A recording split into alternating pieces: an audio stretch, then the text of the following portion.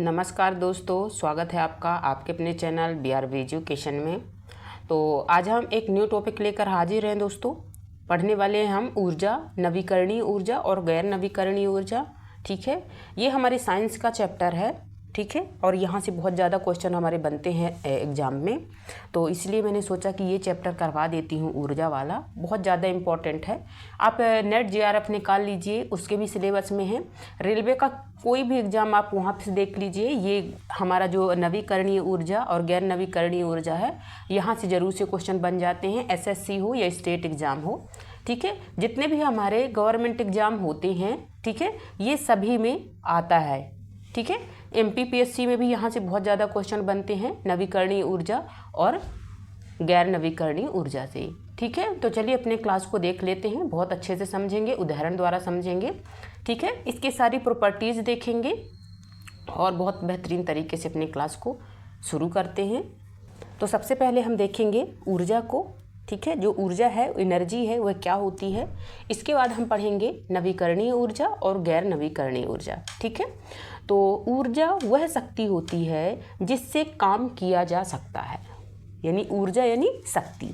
और ऊर्जा हमारे किस काम आती है? कोई भी काम करने के लिए जो आवश्यक होती है वह हमें ऊर्जा होती है। ठीक है, जैसे चलना, जलाना, मशीन चलाना, बिजली बनाना इत्यादि, ये सारे जो हमारे कार्य होते हैं ये हमें एनर्जी के द्वारा ही कर पाते हैं। ठीक है, ऊर्जा जो होता है, ऊर्जा के बिना जो जीवन है हमारा और विकास, ये दोनों संभव नहीं है।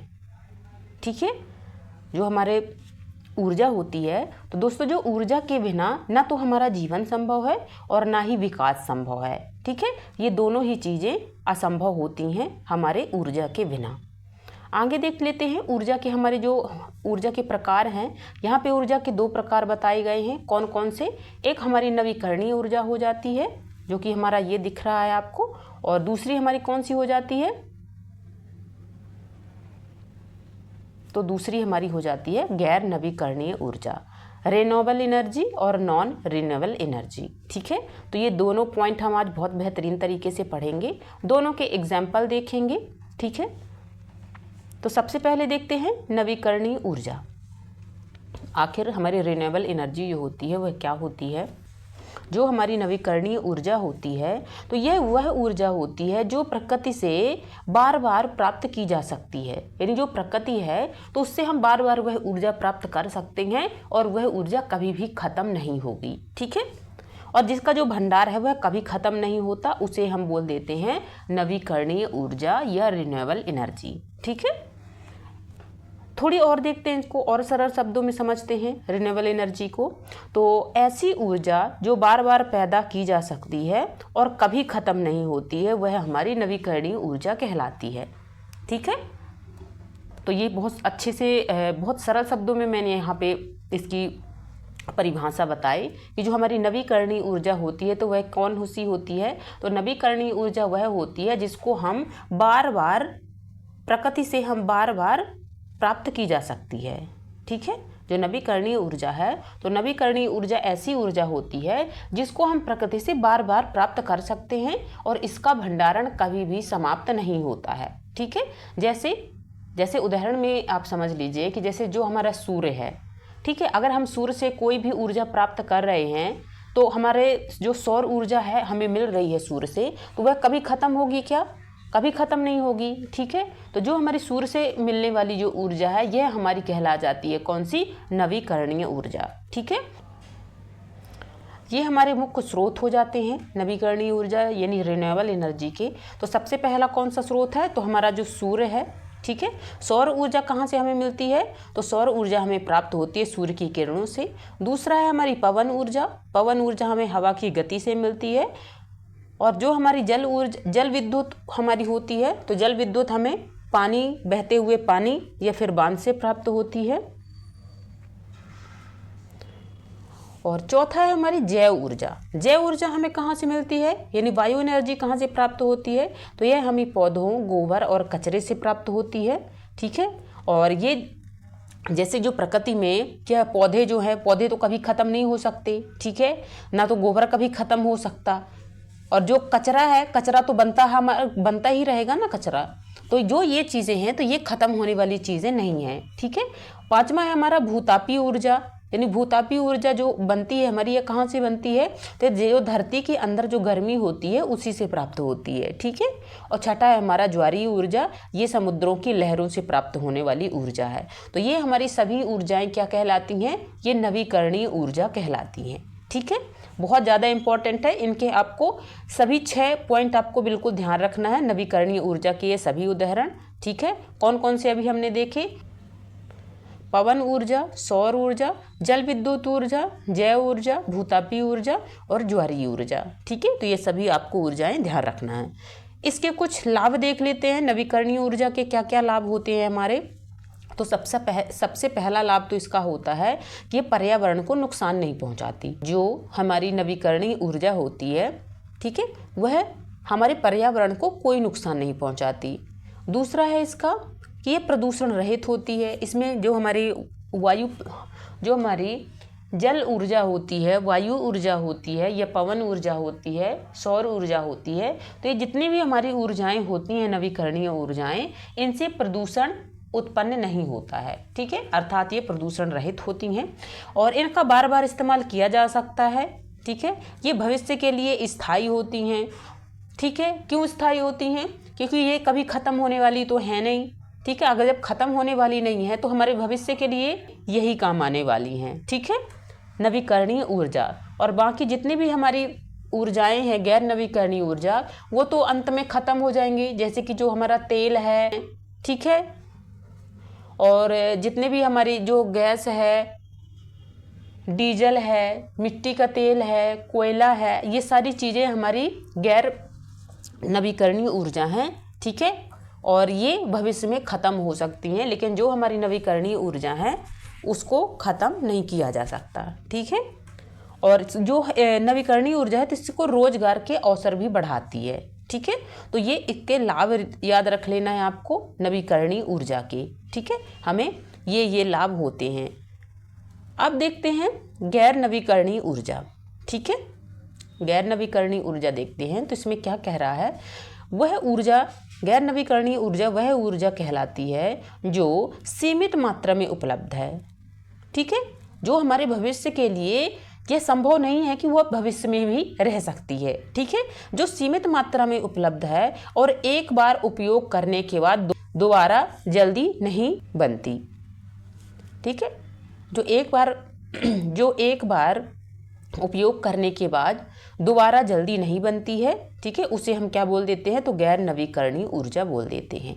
अर्थात सरल शब्दों में समझे गैर नवीकरणीय ऊर्जा को, तो जो हमारी गैर नवीकरणीय ऊर्जा होती है तो यह एक ऐसी ऊर्जा होती है, ठीक है, जो हमें सीमित मात्रा में उपलब्ध है, जो हमारे पृथ्वी पर सीमित मात्रा में उपलब्ध है, ठीक है, और जिसका हम उपयोग एक बार करने के बाद दोबारा उपयोग नहीं कर सकते। जैसे कि आप पेट्रोल डीजल आप उपयोग करते हैं, एक बार जलने के बाद आप पेट्रोल डलवा रहे हैं गाड़ी में, एक बार अगर आपने पेट्रोल जला दिया तो क्या वो दोबारा पेट्रोल आ सकता है, नहीं आ सकता ना। तो ये हमारे गैर नवीकरणीय ऊर्जा हो जाती हैं, ठीक है।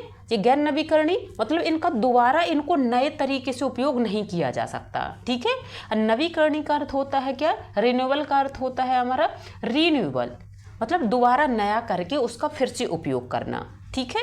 और गैर नवीकरणीय नॉन रिन्यूएबल जो होता है तो उसका हम दोबारा उपयोग नहीं कर सकते हैं, ठीक है। तो ये सरल शब्दों में इनकी परिभाषाएं हैं, जैसे कि आप ये समझ चुके हैं, ठीक है। जो ऊर्जा एक बार खत्म होने के बाद दोबारा नहीं बनती है वह हमारी गैर नवीकरणीय ऊर्जा कहलाती है, ठीक है। इसके स्रोत देख लेते हैं कौन कौन से हैं गैर नवीकरणीय ऊर्जा के स्रोत।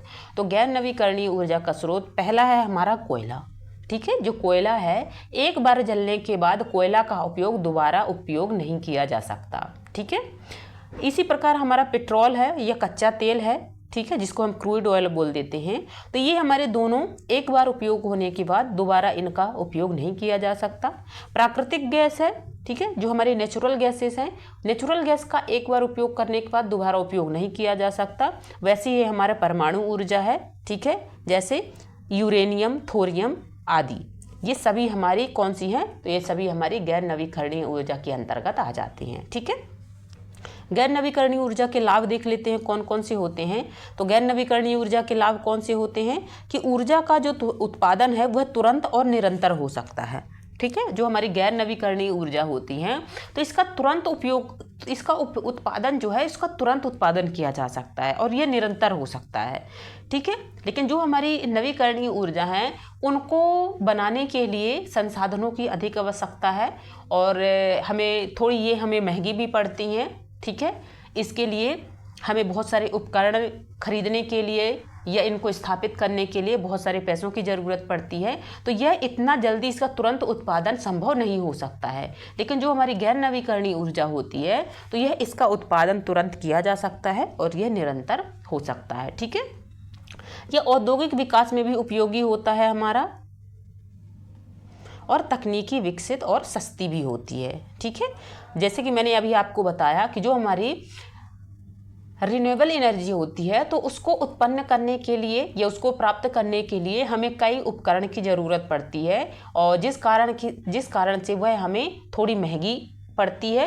और जो हमारी गैर रिन्यूएबल एनर्जी होती है तो यह हमें सस्ती पड़ती है। ठीक है, अब हमने रिन्यूएबल गैर रिन्यूएबल को हमने देख लिया, इन दोनों के हमने उदाहरण देख लिए कौन कौन से हैं। अब देख लेते हैं इन सभी में भारत की स्थिति क्या है। ठीक है, भारत की स्थिति क्या है वर्ल्ड में, तो देखते हैं भारत की जो नवीकरणीय ऊर्जा में स्थिति है, नवीकरणीय ऊर्जा में स्थिति कौन सी है। तो आइए देखते हैं नवीकरणीय ऊर्जा में कौन सी स्थिति है भारत की।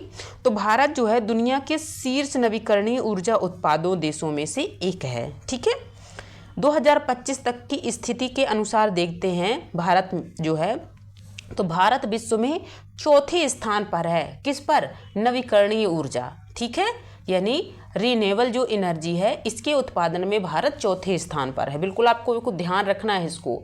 ठीक है, यह नवीकरणीय जो हमें नवीकरणीय ऊर्जा की जो उत्पादन क्षमता है तो सबसे ज़्यादा किसकी है? तो सबसे ज़्यादा चाइना की, फिर दूसरा है ब्राज़ील, दूसरा है हमारा यूएसए और तीसरा ब्राज़ील है और चौथा स्थान पर अपना भारत आता है। ठीक है, तो ये पॉइंट भी आपको ध्यान रख लेना है कि नवीकरणीय ऊर्जा उत्पादन में सबसे पहला स्थान पे चाइना है, दूसरे स्थान पर यूएस है, तीसरे पर ब्राज़ील है और चौथे पर हमारा भारत है। ठीक है, तो नवीकरणीय ऊर्जा उत्पादन में भारत चौथे स्थान पर आता है, ये आपको ध्यान रखना है। भारत के पास अभी है वह 180 गीगावाट से अधिक नवीकरणीय ऊर्जा क्षमता है। ठीक है, लेकिन जो भारत सरकार का लक्ष्य है 2030 तक इसको 500 गीगावाट नवीकरणीय ऊर्जा हासिल करने का है। तो ये लक्ष्य आपको इम्पोर्टेंट है, बहुत ज़्यादा इम्पोर्टेंट है, ये लक्ष्य आपको ध्यान रखना है। जो सरकार का लक्ष्य है 2030 तक नवीकरणीय ऊर्जा को 500 गीगावाट तक नवीकरणीय ऊर्जा हासिल करना। ठीक है, अभी 180 है हमारा और अभी हम 2030 तक का लक्ष्य है 500 गीगावाट। ठीक है, अब भारत की उपलब्धियां देख लेते हैं, ये आपको ध्यान रख लेना है। ठीक है, पहले स्थान पर चाइना है, दूसरे पर यूएस, ब्राज़ील और चौथे स्थान पर नवीकरणीय ऊर्जा में हमारा भारत आता है। नवीकरणीय ऊर्जा कितनी है अभी प्रेजेंट में? तो यह हमारी 180 गीगावाट से अधिक नवीकरणीय क्षमता है। ठीक है, लेकिन 2030 तक जो भारत का टारगेट है वो है 500 गीगावाट नवीकरणीय ऊर्जा हासिल करना। ठीक है, ये एक्स्ट्रा पॉइंट आपको जिसमें मैं हाईलाइट कर रही हूँ। ठीक है, तो इनको आपको नोट डाउन करते चलना है। ऊर्जा के संदर्भ में भारत की उपलब्धियां देखते हैं, ये बहुत ज़्यादा इम्पॉर्टेंट है। ठीक है, तो प्लीज़ आपसे रिक्वेस्ट है कि आप पेन और कॉपी लेकर के बैठा करिए। ठीक है, इसको नोट डाउन करते चलिए साथ में, बहुत ज़्यादा इम्पॉर्टेंट है ये। सौर ऊर्जा में भारत जो है विश्व में कौन से स्थान पर है? तो सौर ऊर्जा में 5वें स्थान पर है। पवन ऊर्जा में कौन से स्थान पर है? तो पवन ऊर्जा में चौथे स्थान पर है। ठीक है, और सोलर अलायंस की जो स्थापना है तो यह किसने की थी? तो यह भारत और फ्रांस ने मिलकर के की थी। ठीक है, तो सौर ऊर्जा, पवन ऊर्जा की आपको स्थान याद करना है कि विश्व में भारत का कौन सा स्थान है सौर ऊर्जा में और पवन ऊर्जा में और नवीकरणीय ऊर्जा में। ठीक है, अब देख लेते हैं भारत में गैर नवीकरणीय ऊर्जा। ठीक है, तो अब तक जो भारत में लगभग 50 से 60% जो बिजली है वह कोयले से बनती है। ठीक है, भारत कोयले का दूसरा सबसे बड़ा उपभोक्ता है चीन के बाद। ठीक है, तो आपको ये भी ध्यान रखना है जो भारत है वह भारत दूसरा सबसे बड़ा उपभोक्ता है चीन के बाद। चीन सबसे पहला है और दूसरा हमारा भारत है। ठीक है, तीसरा क्या है, तो पेट्रोलियम और प्राकृतिक गैस का सबसे बड़ा जो हिस्सा है आयात करता है भारत। ठीक है, भारत जो है पेट्रोलियम और प्राकृतिक गैस का सबसे बड़ा हिस्सा जो है वह भारत आयात करता है विदेशों से। ठीक है, तो ये पॉइंट भी आपको ध्यान रख लेना है, हालांकि इतने इंपॉर्टेंट नहीं है। सबसे ज़्यादा इंपॉर्टेंट क्या है कि सबसे ज़्यादा इंपॉर्टेंट ये पॉइंट है और ये वाला पॉइंट है। ठीक है, भारत में नवीकरणीय ऊर्जा और गैर नवीकरणीय ऊर्जा को आज हमने बहुत अच्छे से समझा और उम्मीद है कि आपको क्लास बहुत अच्छी लगी होगी, बहुत अच्छे से समझ में आया होगा। ठीक है, अगर वीडियो अच्छा लगा है, क्लास समझ में आई है, तो प्लीज़ वीडियो को लाइक कर दीजिएगा, चैनल को सब्सक्राइब कर लीजिएगा। ठीक है, तो अपनी क्लास को करते हैं यहीं पे समाप्त, मिलते हैं कल नेक्स्ट क्लास में। ठीक है, तो यहाँ तक बने रहने के लिए आप सभी का बहुत बहुत धन्यवाद।